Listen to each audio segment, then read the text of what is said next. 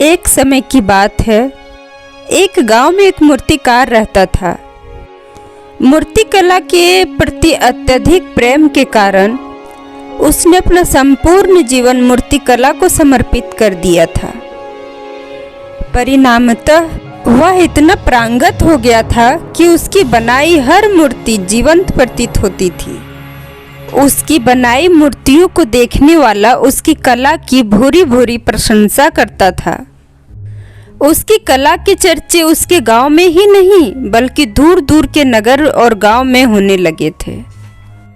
ऐसी स्थिति में जैसा समानता होता है वैसे ही मूर्तिकार के साथ भी हुआ।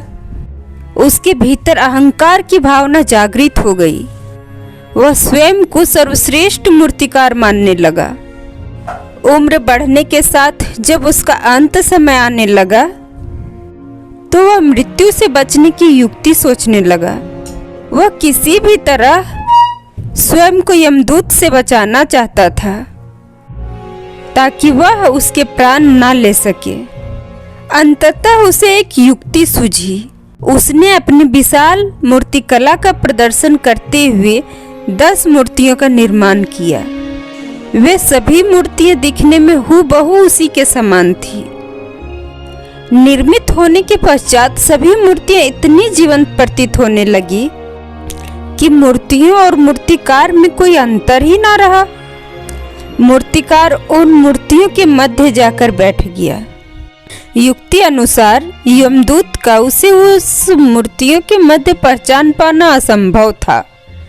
उसकी युक्ति कारगर भी सिद्ध हुई। जब यमदूत उसके प्राण हरने आया तो 11 एक सिरी की मूर्तियों को देख चकित रह गया। वह उन मूर्तियों में अंतर कर पाने में असमर्थ था, किंतु उसे ज्ञात था कि इन्हीं मूर्तियों के मध्य मूर्तिकार छिपा बैठा है। मूर्तिकार के प्राण हरने के लिए उसकी पहचान करना आवश्यक थी। उसके प्राण ना हर पाने का अर्थ था प्राकृतिक के नियमों के विरुद्ध जाना। प्राकृतिक के नियम के अनुसार मूर्तिकार का अंत समय आ चुका था। मूर्तिकार की पहचान करने यमदूत हर मूर्ति को तोड़ सकता था और देख सकता था, किंतु वह कला का अपमान नहीं करना चाहता था। इसलिए इस समस्या का उसने एक अलग ही तोड़ निकाला। उसे मूर्तिकार के अहंकार का बोध था, अतः उसके अहंकार पर चोट करते हुए बोला, वास्तव में सब मूर्तियां कलात्मकता और सौंदर्य का अद्भुत संगम है, किंतु मूर्तिकार एक त्रुटि कर बैठा। यदि वो मेरे सम्मुख होता तो मैं उसे उस त्रुटि से अवगत करा पाता। अपनी मूर्ति में त्रुटि की बात सुन अहंकारी मूर्तिकार का अहंकार जाग गया। उससे रहा नहीं गया और झट से वह अपने स्थान से उठा और यमदूत से बोला, त्रुटि असंभव। मेरी बनाई मूर्तियां सर्वदा त्रुटिहीन होती है। यमदूत की युक्ति काम कर चुकी थी।